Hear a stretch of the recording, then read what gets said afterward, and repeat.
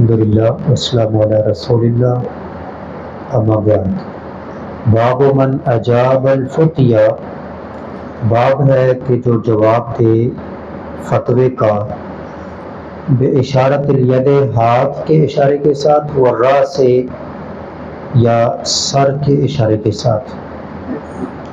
قال حدثنا موسیٰ بن اسماعیل قال حدثنا وہیب قال حدثنا ایوب عن اکرمۃ عن ابن عباس رضی اللہ عنہما، سیدنا ابن عباس رضی اللہ عنہما سے روایت ہے ان النبی، بے شک نبی کریم صلی اللہ علیہ وسلم سے سئلا، سوال کیا گیا، فی حجتہ، آپ کے حج کے موقع پر۔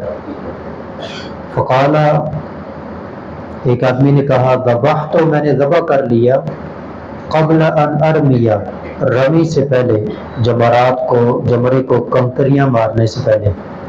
فأومأ بیدہ، تو آپ نے اپنے ہاتھ کے ساتھ اشارہ کیا، ولا حرج، کوئی حرج نہیں۔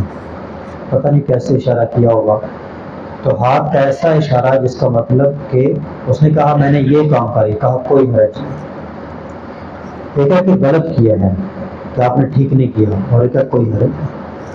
قال حلق، تو ایک نے کہا میں نے ٹنڈ کروا لی، حلق کر لیا، قبل نذبح، ذبح کرنے سے پہلے۔ فأومأ بیدہ، آپ نے اپنے ہاتھ کا اشارہ کیا، مراد ولا حرج، کہ کوئی حرج نہیں۔